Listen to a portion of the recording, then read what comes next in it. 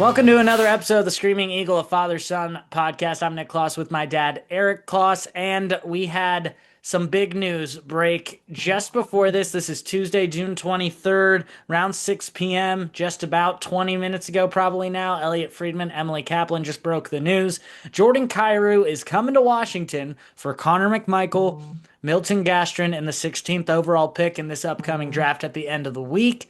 So this could be the top six player that we've been talking about for a while. It seems to be using that first round pick going to get him. This is the answer that the Caps offense has been looking for. So just to kind of lay out Kyrou's numbers. He's a three-time 30 goal scorer in 23, 24, and 25, 37, 31, 36 over the 3 years. His past year, 72 games played, 18 goals scored, 46 points in around 16 minutes per game. So a guy at 28 years old who could have just run his course in St. Louis, and maybe this change of scene could be what he needs to reach that next level, like we've seen with Jacob Chikrin, Pierre-Luc Dubois, guys who just needed that change of scenery. So kind of in line with what the Caps have done as of late with those types of trades and moves. So, Dad, to bring you in on this, let's just go with what do you think? We have been waiting for a move. We've both talked about it. We've been waiting for this move for the top six guy, for Chris Patrick to finally go out and do it. Well, it seems to be that Jordan Kyrou is that answer. So, initial thoughts, what do you think? I know we just found out about this. We're also going to have to discuss Connor McMichael's departure, losing Gastrin as a prospect, very good prospect. So, first, before we get to that, just touch on Kyrou as an addition. What do you think? Well, so I think it wasn't swinging for the fences, but it's really a solid player. 30 goals obviously is what we need. We need that kind of scoring acumen. I'm not sure Connor, would have flirted with 30, but that would have been a reach for Connor, I think. I'm disappointed a little bit to see him leave. He had a down year. I wanted to see him have I the said opportunity to I bounce back. said after. Kyrou as an addition first. Sorry. Okay. Um, Correct. I just want to give him some love. And I said we will. But uh, but uh, but Jordan, again, from what I'm thinking of it in terms of, okay, you got a cap space of about 31 million. You're not swinging the fences for a $12 million a year guy. You're swinging the fences for, I don't know he's got 5 more years on his contract. I think my guess is it's probably about an $8 million a year contract or in that ballpark, which is, a little bit, less, which means you can go after, more aggressively after a right defenseman He's for that 8.1. top first or 8.1. So yeah, it was about what I thought. So you're saving about 4 million, and that gives you a little bit more money to go after your right defenseman, get Duhaime back in. And when I thought of it, when I looked at kind of how it plays out, he's a right wing. Um, you had Ilya and Leonard on that third line. So Leonard, the right wing on that third line, Miro or Crystal probably on that third line, right? And so now this gives you an opportunity to bring both Miro and Crystal up. One of them's probably sitting, on any given day. But I think that kind of makes sense. It seems like that just means we have these left wingers that are probably ready to progress.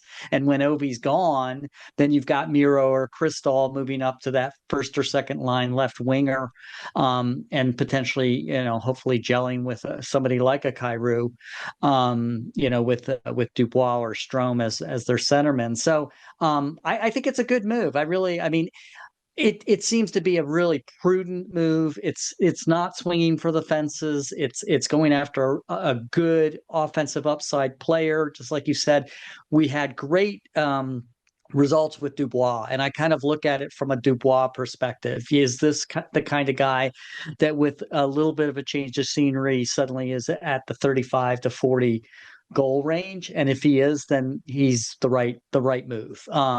Again, we knew a little bit that we were going to lose the 16th or 18th pick, going in. So it's not too much of a loss losing one of those two.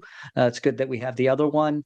And then, yeah, Milton Gastrin. I mean, I do think, maybe does that skew you going after a big center in the draft, right? I mean, we'll talk about the prospects, and there's a couple there that I think we know will be there at 18 and Hmm. that we definitely want, that we're interested. Now, again, they still could go with a right defenseman, in the draft as well. So we'll look at those options. But, overall, I mean, I just think it's a smart move, just, a smart move. I think, we'll have to see how it all plays out.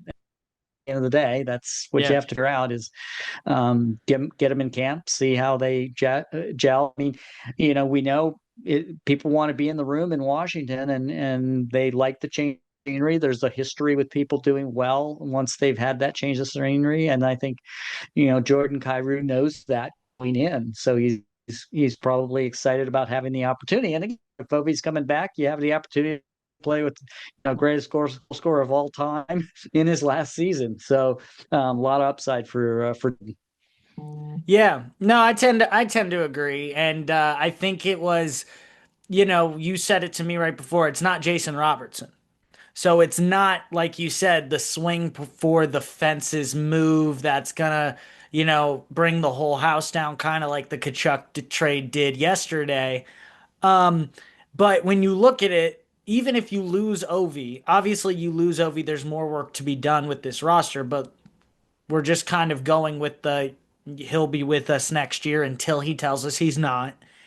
He had 32 Right. goals. Tom Wilson had 30. You're adding another 30 goal scorer to this, which is exactly what we were talking about. Because the whole thing was if Ovi left and we fill that with nothing and we're just like young prospects, you're losing your leading goal scorer, yes, who's very, very old, but he people think he's slow and all these things, but guess what? He put in 32 goals. Well, now you have a guy who's proven that he can do that. So you can take a little bit more of a I don't know, a breath of, relief as a Caps fan just knowing that all right, we have a little bit more just finishing power, finishing touch on this top 6. He fills the slot that we need. Now, it's not swinging for the fences, but it does bring up, does that leave you more money for that right defensive spot? Because that is a hole now with John Carlson gone, Rasmus, who is a lefty anyways, injured. We had to sign Liljegren to kind of add another guy on that right side. We are very weak or just, not very deep on that right side defensively. So does that gives us more cap room, like you said, with that 8.1 hit to now use more of the free space we have to go after a right defenseman. So I think team wise, it could be the practical decision. You do exactly what you meant to do, which was get offensive help to make this brink playoff team a surefire playoff team that's fighting for the division. So I think Kyrou is a great addition to that.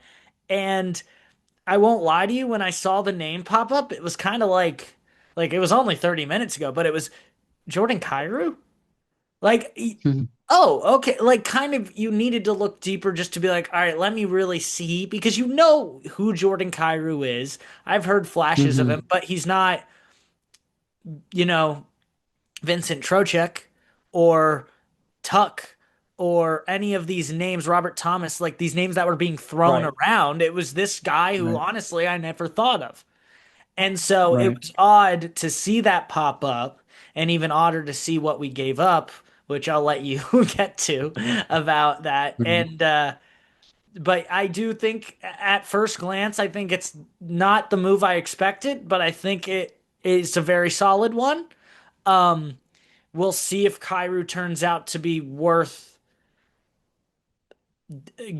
Gastrin, a very solid prospect, a first round pick, 16th overall, and Connor McMichael. It interests me to see if he really is worth all that when you really look at the two sides of that trade and how they weigh out. Um, but I think overall it got us what we were looking for the most part. Yeah, I think the other thing I kind of read too was the other guy that it was mentioned around St. Louis is I don't know, I might be mispronouncing his name, Pareko. He's a Yeah, Colton defenseman with Parayko. Colton Pareko. I think he's a right defenseman. I want to say he is with St. Louis. And the reason I kind of bring him up is it's like we're not going to retain Beauvillier, Lapierre, maybe Beauvillier. I don't know about, but Lapierre, Frank. I mean, we Well, have Frank's assets that re-signed. Frank, you have to right, remember, Frank is re-signed and already for a 2 year deal. and I agree. I understand that they still can be traded. They can Okay, be, and but signing a guy, I would just say if you're looking at guys who potentially could be on the move, it's not going to be the guy with the 2 year contract inked. It's going to be Lapierre, who's an RFA. yes, well, yeah, absolutely, and I agree with the Lapierre. I mean, I'm just saying that there are particular assets, I guess, is still in the quiver that I don't see slotted right now. Okay, in that those 13 Yeah. spots.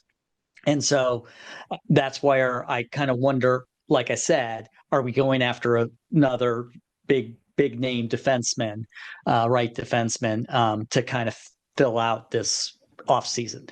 So I still think that might be waiting in the wings.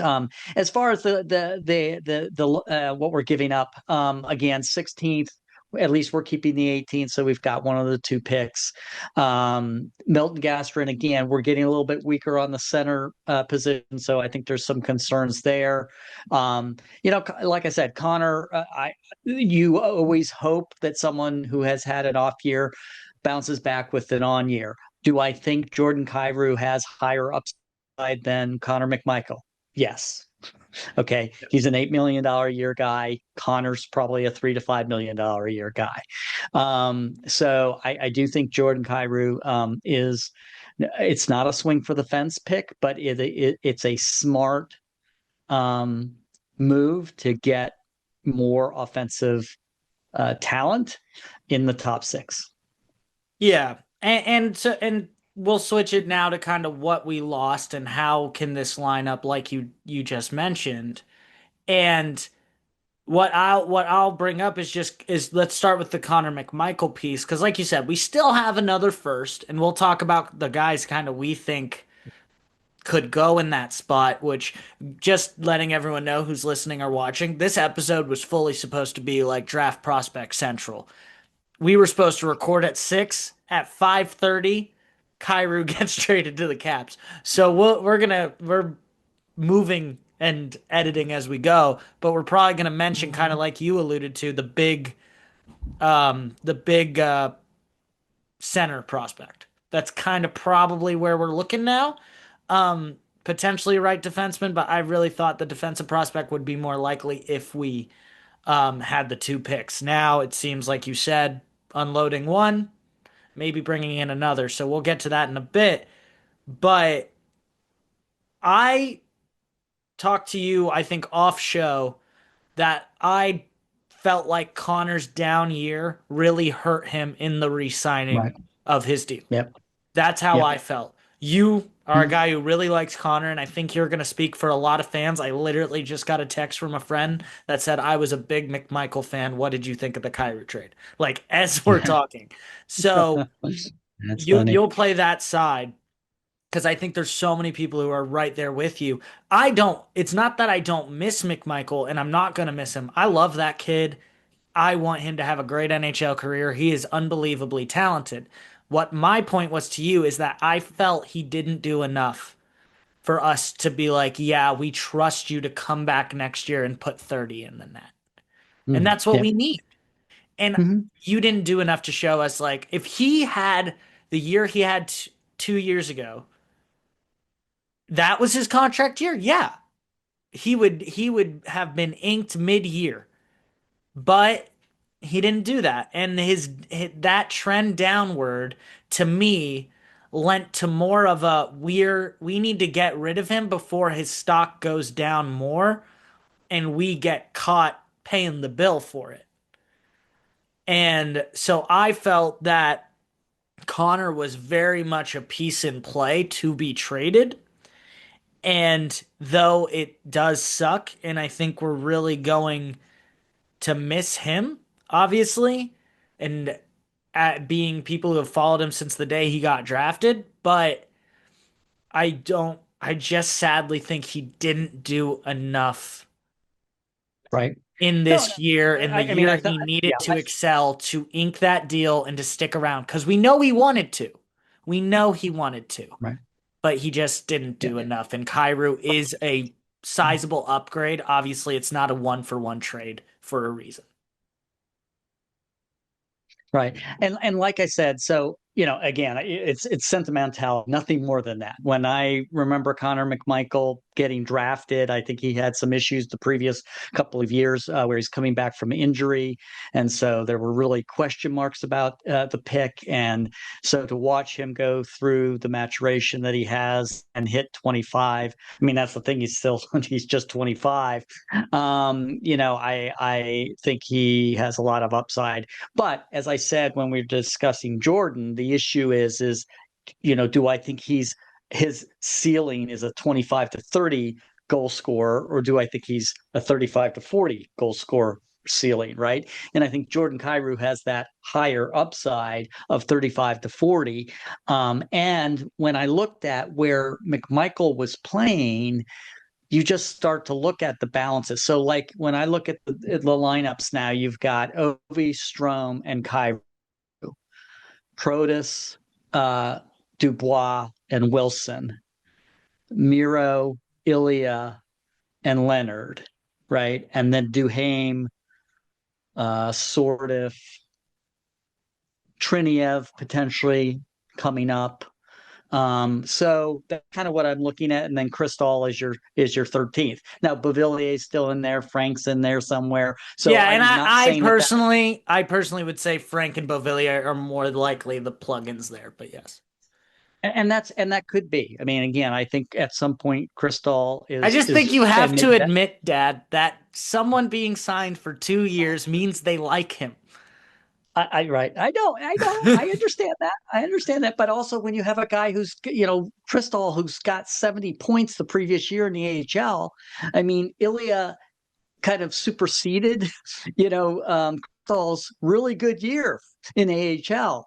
And I'd love to see both of them come up at the same time, but we'll I see. know, I I mean, know. I again, just don't push aside Ethan Frank, who's like right. already on the No, team and but got inked but to again, another 2 year deal. Like there's a right, reason they but like him. right, but that reinforces in my mind, and again, that may mean Triniev's not coming up, and then maybe Frank is on that fourth line, or something like that. But my point was that because of that, you saw that, okay, well, okay, if you get the Jordan Kyrou and he's playing a right wing, and you've got Leonard as a third line right wing, you know, is there a spot for McMichael? Because he's either going to play left and he's displacing Miro, or he's going to play right and he's displacing Leonard. So I think, again, it's just a question of, whether bringing over Jordan, they had enough flexibility in the lineup that they could let Connor go, and that seems to be what ended up happening. From my perspective. Yeah, and something I didn't comment on earlier that you made a good point about was that the Caps have had with Pierre-Luc Dubois, Logan Thompson, and Jacob Chikrin, just the three main examples of players they went out, similar age profile, struggling or just not seeing full potential or full minutes or the role, the ideal role for them where they were. The Caps and Spencer Carberry bringing them in and putting them into a role that has made them level up their game to Logan Thompson being a Vezina caliber player, Jacob Mm-hmm. Chikrin leading the NHL defenseman in goals, and Mm-hmm. Pierre-Luc Dubois being a centerpiece of our team. And I don't care what anyone says, him being injured for a long period of time Right. very much hurt the Caps. For anyone that commented that he did not, you're crazy. Literally, Mm-hmm. he hurt them a ton because he's a very good player for us. So that is just another reason if you're a Caps fan to actually like this trade a lot is because he Yeah. fits that bill. And that Right. bill has worked for us as Caps fans, Hmm. as Carberry fans in this little mini era we're in at the moment. So Right. I think that's huge. And I think people should really cling on to that. If you're wondering why did they do this, well, have some faith in the fact that we've seen this with a similar age player multiple times with Carberry and this management team, and it could play out the same way. We obviously very much hope. So overall, I like the acquisition. Either these are initial reactions. Like I said, it's been 30 minutes and we started recording. Um, Prospect wise, we lose Milton Gastrin out of Sweden, 6'1", 194 pounds. Puckpedia Elite Prospects is crazy. They already have his NHL rights as St. Louis. It's already been changed. Um, but he was a second round pick in 2025, 37th overall. Had a lot of potential, but he'll be moving on to start his career in St. Louis. Can't be any worse than losing Philip Forsberg, so let's just always remember that. That's Um, true. and then we'll get into the draft side of it, I guess, now, because the third part of that was the 16th overall pick. Um, and we lose that. Well, we also had 18, and 18 was from the Ducks, correct? 16 was ours, Yes, 18 was from the Ducks. correct. So we just traded That's our correct. pick away. The Ducks pick is now ours at 18. And so, Dad, I spent all day trying to think of all these right defensemen and center options and maybe a left field pick. And well, now we only have one pick. And I feel like I know you are. I think yeah, I am too. It feels like it's going to be a big center. I don't remember his name, but our assistant GM I know said in an interview recently that draft wise they were looking for bigger defensemen and bigger centers because they had Hmm. centers weak in the pipeline. I think anyone who looks at the prospect list knows that as a Caps fan, center's pretty weak outside of Ilya at the top. Um, Right. and then defenseman wise, our best prospect was Cole, and Cole is small, puck moving, quick, modern, futuristic Right. defenseman with a huge offensive ceiling. But we Right. don't have a big, heavy, good defensive prospect really in our system that um, could be a top four guy in the future. So I originally thought, okay, defenseman and center would be one and two, whichever way they decide to go. Now I'd say eliminating the 16th pick, they're probably looking at that center spot, if not best available. Yeah, I mean, so it kind of goes back to the right defenseman. My guess is so Chikrin is a puck moving offensive defenseman. Cole Hudson's puck moving offensive defenseman. Faravari and Liljegren are pretty much both maybe equal, offense defense. Is definitely more of a stay at home. So my sense of it is that we're probably going after a top line right defenseman that's more of a stay at home to complement Chikrin. That's my guess. And So obviously, this isn't for next year. This is looking kind of to the future right, because right, like right. No. just as So more for people listening, this is the whoever we draft will likely not be with the Caps no, for 1 to no. 2 to 3 years. Yeah, one or two, most likely. I mean, if you look at comparables, Wilson was a 16, right? So Mhm. there It's is true. scenarios where you go 1 year to Hershey and then boom, you're up. Okay. Um, uh, the other guy, Lykovich, was drafted at first round 27th pick last year. He's really had an injury this year, but he's coming He back was from that. trending. He was They trending that way. Right. So I mean, again, I think you do have an expectation that your first round picks probably have 1 year of seasoning potentially, and then can may be capable of coming up.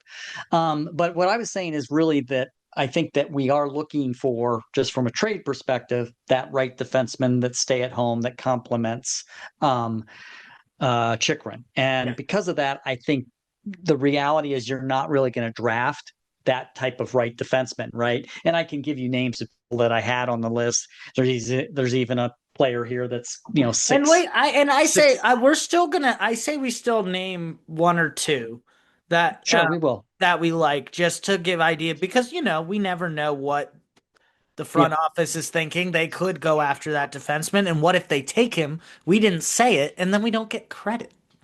See? That's right. We That's gotta right. say it.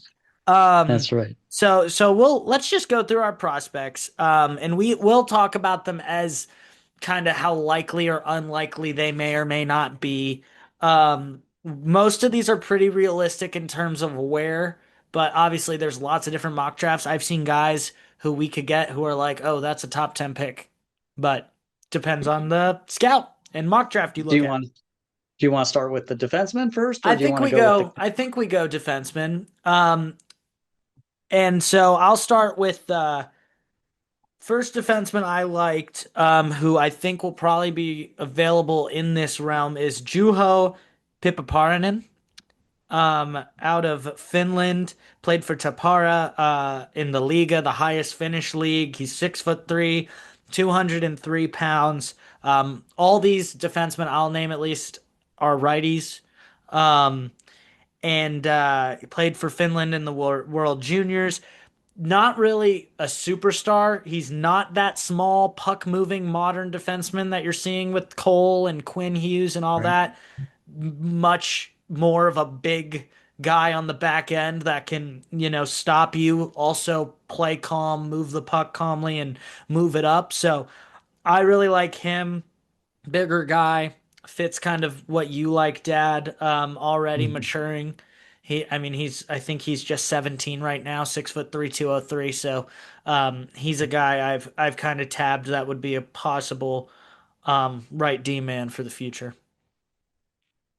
Yeah, and going back to we think it's more of a stay at home. Even though this is a left hand defenseman, the reason this guy popped is because he's with the London Knights, and obviously we have Dale Hunter, history with the London Knights, Maxim Sokolowski. And the reason he intrigued me, Nicholas, is you're gonna get a kick out of this, but he's 6'8" Yeah, on that makes skates. sense. So this guy's a beast, and he just talk about it. It talks about him being a terrifying human being when it comes to one-on-one situations. So I just thought that really sounded interesting, but obviously we're not really looking for a left-hand defenseman.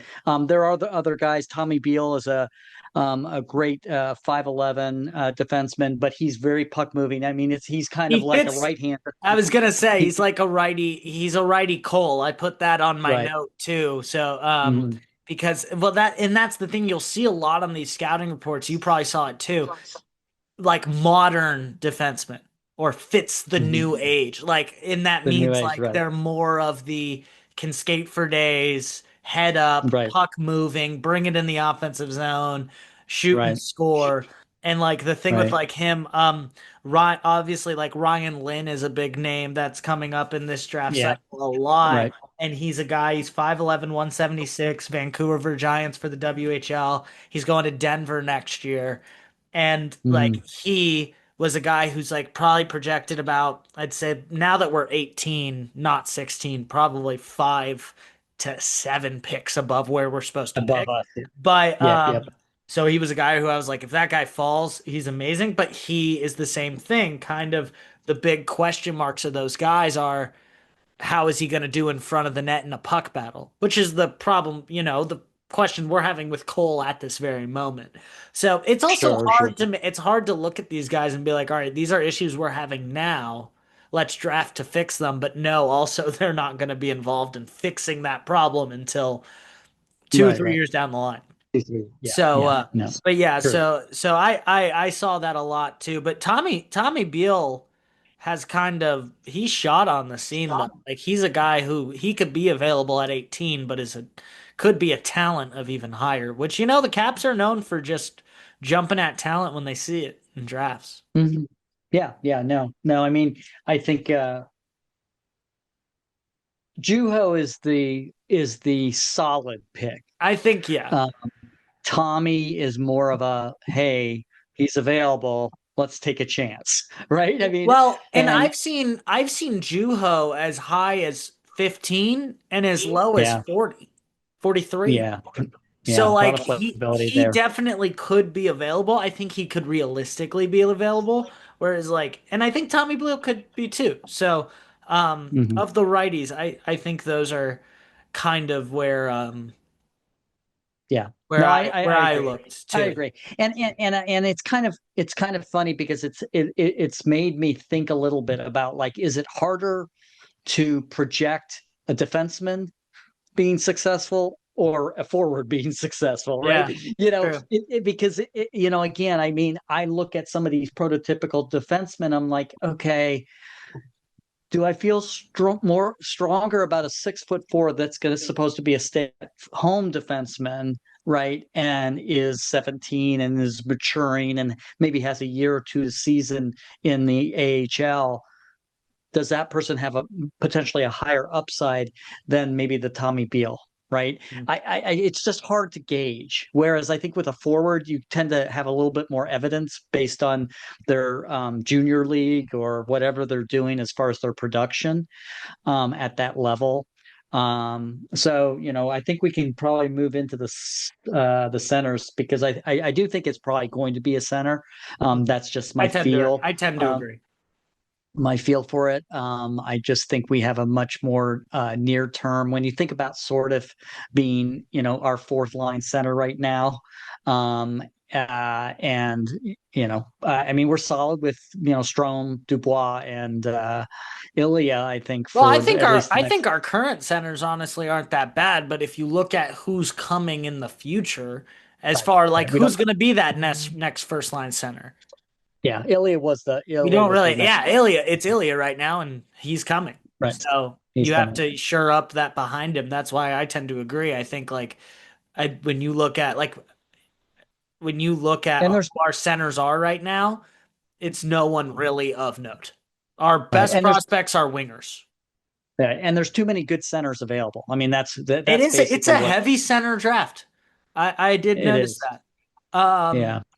Okay, well, I'll go first. So, Alec, my second name is my favorite. I will say. I really I kind of scouting these guys really fell in love with my second pick, but my first one, I would say Alexander Command, um, out of Sweden. Played 28 games with the Swedish U18 team, Örebro Hockey Club U18. Got some time on the highest level as well, but he earned Swedish Pro League minutes at 17 years old, which is crazy. Um, he's got great hockey IQ, good playmaker. Obviously, being a Caps fan, you look at a Swede with a great hockey IQ, a two-way foundation, and a playmaker, and you're hoping, hey, Right. you can't wear 19, but what number do you want?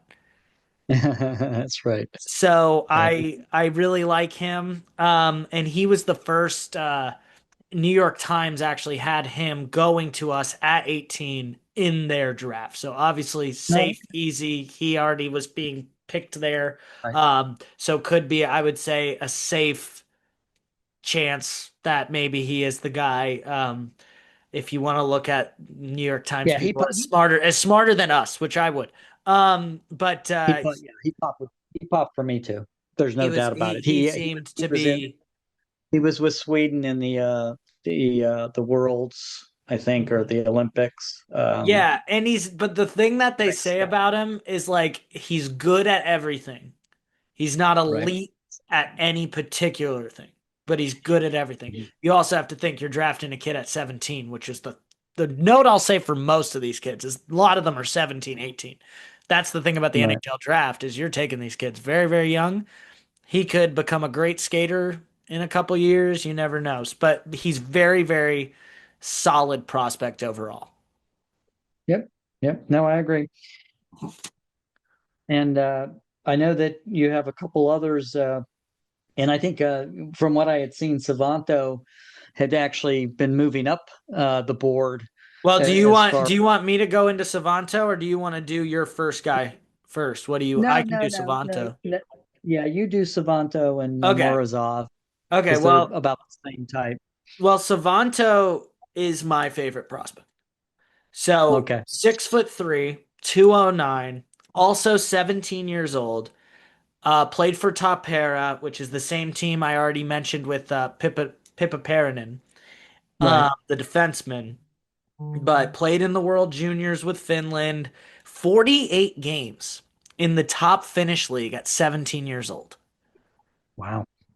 He has the size, he's mature, he's got a great two-way game, great IQ, not a flashy guy, but this is what stuck out to me. NHL European scouting director Jukka-Pekka Vuorinen said about him, quote, most complete, mature 17-year-old center in Liga since Alexander Barkov. Woo. Wow. Yeah, that's high praise. That's high praise. Alexander Barkov went second overall in 2013, and he played for Tapera, the same club. Yeah. So Wow. I would circle that quote and just take him. Like just True. take him. That's not So that's not bad at all. he's my favorite prospect for us. I would love if we were able to get him. I don't know if that's probably realistic. The other guys you were mentioning I had was Tynan Lawrence, who was at BU. He's probably going much higher than 18, so really not realistic there. And then another guy I think will probably go higher than 18, almost definitely, but Ilya Murazov, Russian American dual national kid, grew up mostly in Russia, plays at Miami, Ohio, already a 200-foot center who plays the PK, 6'3", 201. He's 17 years old playing college hockey, extremely talented. Another Right. great prospect. Like I said, I feel like he's a guy who may not be available. But like you said, Savanto might be moving up too, and that could be unrealistic once we get to draft day. So who knows? Yeah, and these guys are a little bit further down. I wondered at some point whether they were going to trade down for some players, if that was a possibility. There was a guy named Maddox Dejeunau from the Quebec Ramparts. Um, Again, I think 6'4", 200. A lot of power forward tendencies, with a bigger frame, decent skater, battles hard, wins all puck battles, leaves loves to keep the puck on the stick. He's got a good shot. He's had one or two, and the reason these kind of guys always surface for me is the Caps always seem to find guys who might have had some injury history or something like that, and Who might have kind of dropped down the board because of it. So now they're yeah, gonna just kind of yeah, pick the talent. exactly. Yeah, so that's the case with Dejanos. And then the last one, and again, this kind of goes in. Nicholas knows my penchant for large players, is Brooks Rogowski, who's basically a 6'6" center, about 225 So already. the Protus prototype. Yeah, the so he played with the Oshawa Generals, and just really game changer, real physical, much better hands for a big guy than people would expect, that kind of thing. And it's just sometimes I look at these guys, they're getting so big, the Caps are. It just you don't need that necessarily, certainly. But I think one of the things that's really amazing is Ilya Protas. Um, we're slowly breaking the mold of what we think of a center. I mean, I don't think most people think of a center as being a 6'6" guy who's 205, 220, whatever. I mean, they just don't think of that. And so we're suddenly seeing somebody with Ilya, who's like, wow, this guy's got hands. He's got speed. I mean, it's like he's not your typical center, right? Mm. And I think that's why somebody like Rogowski kind of popped to me. It's like, oh yeah, maybe that's the kind of guy you're Yeah. you're trying to look at. You're looking at, hey, this is a new kind of center, that prototypical center that we're going to be looking Yeah. for the future. Yeah.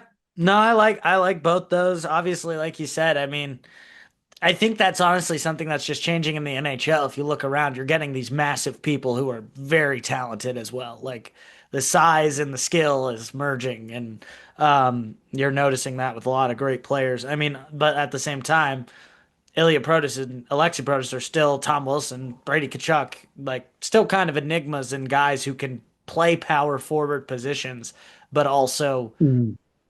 put up points like skill players and top six players as they are.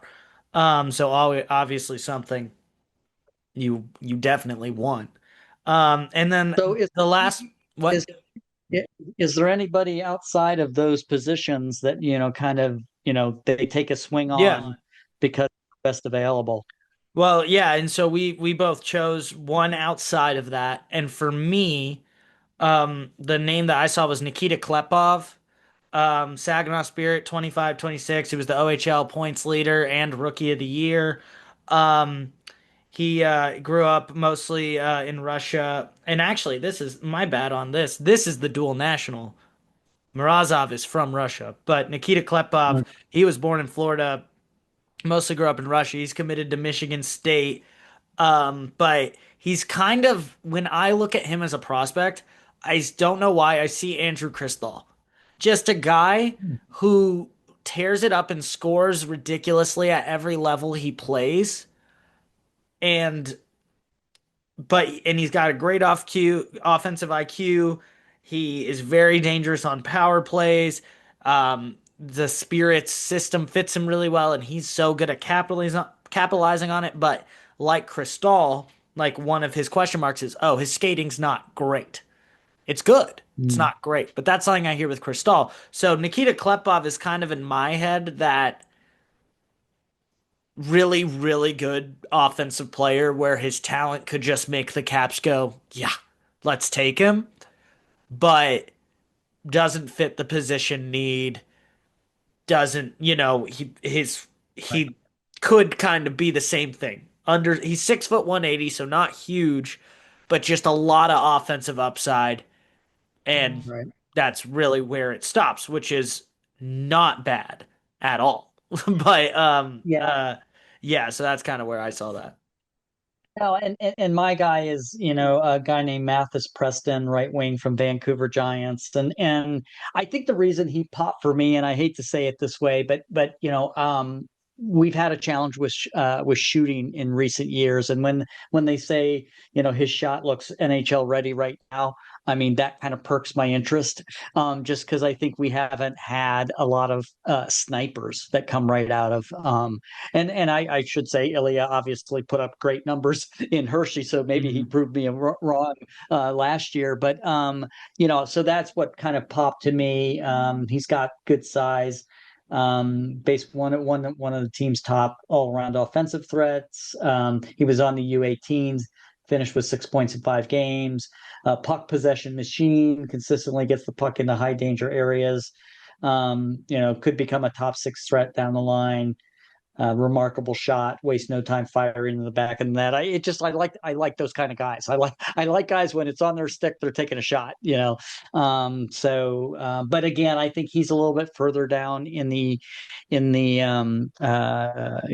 prospect pool, and so my guess is, they probably will have other players available that they probably want to go after, and certainly, like we said, I Yeah. think it's more of a going after. I think it's very it will be very surprising if Alexander Command is not available. Um, that if he's not taken ahead of time, that we don't take him at 18. That's my guess. Yeah. I think he's the best prospect, most NHL ready within the next year or two. Yeah. I like that idea. It'll be interesting because like we've always said, I mean, you get to draft day and you have no clue. It's but in that realm. I feel like top 10, Right. you can hash out. But like once you get past that, it's a deep draft. But I mean, we've seen it just in the last 2 months. The players who are going up, who have fallen down, like Keaton Verhoff at one point was the number one overall pick. Now I'm seeing him go at 7 or 8. So Right. once draft day comes around, it's always just who knows. And the Caps have, I don't know, in my head, have been known to kind of just go for the best available person Right. at times and not address need directly, but go for, oh, he's really talented, and they take him. Mhm. Um, Right. so it'll be interesting, but we're probably ready to about wrap this up. Like I said, it was a very different episode because the Kyrou trade dropped right at the beginning. And then we went and just had to kind of do draft talk after that, which the draft plans probably for the Capitals as of today changed as well. So we'll have to see um, which way they go. But And Dad, what are your yeah, what's your thoughts right well, now? yeah, and just generally, I mean, I think it just shows that obviously we moved today. I think there's going to be continued action throughout the week, tomorrow and Thursday as well in the lead up to Friday, draft day. And I believe I read that the other kind of exciting thing that's going on is Lykovich is recovering and potentially going to be in development camp next week. But irrespective of that, they're very excited about him recovering and hopefully being in Hershey next year. So that's a good thing about our prospects. I will try to go to prospect or development camp. I think next Friday when they try to do a scrimmage, which will be fun to see some of these new guys. Yeah, And, I'm guessing they'll stream that probably. yeah, that's a good They point. usually I they don't know if usually find a way to, so I'm hoping I can watch too. But luckily, yeah. we used to doing this some background for the Father Son podcast. We used to go to rookie camp and development camp, I think every year growing up. We just did it every Yeah. summer and got to see the new guys. So Dad is going to continue that. I cannot make it. I'm not up there, but hopefully I can get up this fall and watch camp and stuff. So that'll be fun when we get to do that. But he'll be there. He'll get to watch it in person and come back and bring his intel. It's almost like we're professionals. He Well, doesn't get a press pass though. He's just going. no, that's true. That's true. We should not dismiss the latest Ovi watch, which Oh it yeah. sounds like things seem to be trending in the right direction. At least that was kind of the last nod I saw on social media, based on pictures of him continuing to work out. And he's got a game at the end of July, in Russia, that he'll be playing in. I'll be intrigued to see if there's reports of Jordan Kyrou getting a phone call from the captain. Um, you Ooh, know, you're uh, right. That's so interesting. so I didn't even think of that. that Like so, How does Ovi see this? Yeah. right. Now, great point to bring that up because now, like you said, it's been trending well, but this just hit. So, how does this going to impact how Ovi moves? Obviously, the team, in my opinion, did get better. Um, Mhm. I'm sure he's not happy to see Connor go either. They had a very good relationship as Yeah, well. But yeah. No, I mean, he also Connor is was great. very understanding, knows it's a Yeah, business. Like that's all yeah. Ovi's ever said. Even with how hard we've heard at the time of the Carlson trade and especially postseason of the Carlson trade, how hard that was for all of them. They do Right. understand it's a business and you move on. And the team ended up actually having a really good run after that. So, emotions aren't going to play too much into how he um, goes about his business. So, but it Yeah, is interesting. It's an interesting thought. yeah. And the reality is, I mean, like I said, I'm not so sure we still won't see moves between now and Friday by the Caps. I mean, I think there's no reason you wouldn't wait to go after your Russman, and so, I just wonder if that's in the works as well. Because Yeah. at the end of the day, you do want Ovi to come into camp having just having total confidence that, hey, this is going to be a season we can go for the cup. you Yeah. know I agree. um I think he wants to have that. And um yeah, that he doesn't want to go out with another year where they fall short. It doesn't have to go all the way there, but he definitely, I think, wants to Well, be able to make the playoffs. they're And not running it back. I would have been no, really upset, and I think everyone would have if they were just like, all right, Ovi, come back and let's just try it again. It didn't work. right, Like, right. no, don't do that. The team is different. They made in my opinion, a noticeable improvement. Mhm. If you can argue with me all day, and I'm not saying you, but anybody, if Connor McMichael or Jordan Kyrou is the better NHL player, Jordan Kyrou is the better NHL player of those two. So the team just got better. Right. So that, and then bringing Ovi back and trying it again, and we're not done, in my opinion, in your opinion, making moves. I think that is exciting for the future, and I think that's something he needs too, is to see like, oh, okay, we're not just running it back with the same team. We're trying to get better so we can go and win a cup. Right. Right. No, and again, you have to look at it from a perspective of, we know Cole Hudson already showed a little bit of what he has, and we're gonna have him for a full season. I mean, that's huge. We know Dubois was gone. This is a playoff team if Dubois is in there all year, right? So we Mhm. know even upgrading there, and then you add Kyrou. Like I said, I think the right defenseman is still the gap. We still need to fill that. But again, Ilya, same thing. Only 3 or 4 games to show, but hey, he showed out. If he shows the potential he had at AHL and makes that transition to the NHL, if we're getting 20 goals out of Ilya Protas on the third line, we're looking really good. Yeah, we hope we could You have know, that. That would be awesome. exactly. So, All right. but I'm Well, excited about the development camp, and we'll do our next episode after development camp the following week around the 7th or 8th. yeah. Yeah, so we'll be back with you here soon, and we'll probably hop on if there's any other major news um, between now and then. So we will see if any more additions or trades are made, or if the draft and then we go into free agency for that right defenseman, or nothing happens. Who knows? Because we don't. We're not Chris Patrick.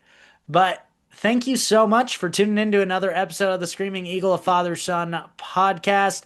We will be back in, like my dad said, just after development camp, after the draft, and all the new guys get in, and we'll be back to break all that down. So thanks for joining us, and we'll see you next time. Thanks a lot. Take care.